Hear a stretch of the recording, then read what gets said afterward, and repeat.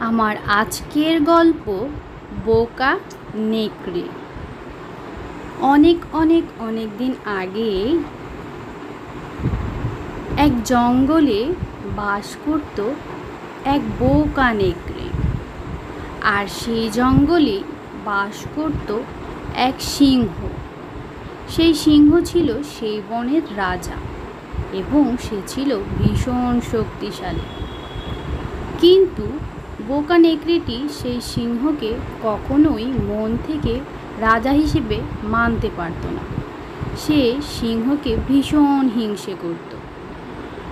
তো একদিন সেই নেকড়ে জঙ্গলের পথ ধরে হাঁটছিল।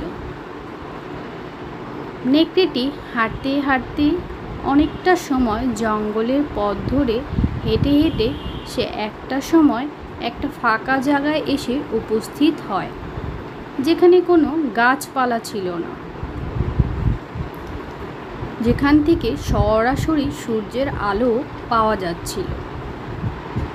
আর সেটা ছিল একটি গ্রীষ্মের সুন্দর একটি দিন। সূর্যটা ছিল একদম তপতপে। সেই নেকড়েটি সেই ফাঁকা জায়গায় দাঁড়িয়ে সেই গ্রীষ্মের তপতপে সূর্যের উষ্ণতা অনুভব করছিল। সে চোখ বন্ধ করে সূর্যের তাপ অনুভব করছিল। তার ভীষণ ভালো লাগছিল সূর্যের এই উষ্ণতা অনুভব করতে। এক সময় সে চোখ খুলে দেখল সূর্যটি ভীষণ সুন্দর, আর সে খুব সুন্দর করে উষ্ণতা ছড়িয়ে যাচ্ছে। হঠাৎই তার চোখ পড়ল পাশে থাকা তার নিজের ছায়ার ওপর। কি বিশাল ছায়া! তার এত বড় ছায়া দেখে সে কিছু মুহূর্তের জন্য থতমত খেয়ে গেল। পর মুহূর্তে সে বুঝতে পারল এটা তার আসলে নিজেরই ছায়া। সে ছায়াটা দেখে ভীষণ খুশি হয়ে গেল। সে ভাবল, আমি এত বড়!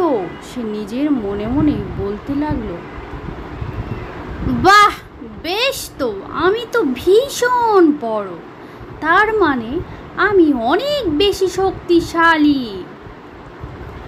আমি এত বড় আর এত শক্তিশালী আমি তো আগে কখনো বুঝতে পারিনি। সূর্য, তোমাকে অনেক ধন্যবাদ। তুমি আজ আমাকে বুঝিয়ে দিলে আমি কত বিশাল। আমি তো ওই সিংহ রাজাকে কখনোই মন থেকে মানতে পারিনি।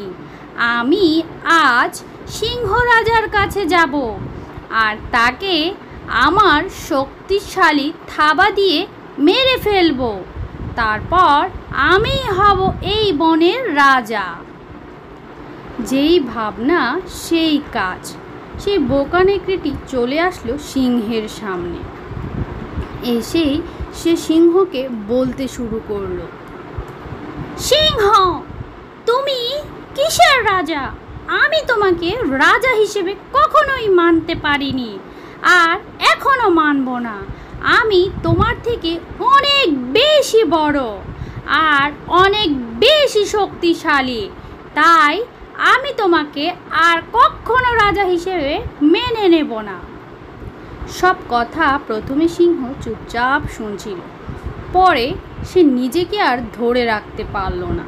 সে সিংহ নেকড়ের কথায় নিজেকে অপমানিত মনে করলো। সে রেগে মেগে নেকড়ের গলা চেপে ধরল আর তার উপর ঝাঁপিয়ে পড়ল। বোকা নেকড়ে তো সেখানেই কুপকাত হয়ে গেল আর সেখানেই সে মারা গেল। মারা যাওয়ার সময় মরতে মরতে বোকা নেকড়ে বলতে লাগলো, আহা, আমি কি বোকা ছিলাম! আমি বোকার মতো নিজের ছায়া দেখে নিজেকে শক্তিশালী ভেবেছিলাম। আসলে আমি তো সিংহের কাছে কিছুই না, আর সেই জন্য আজ আমার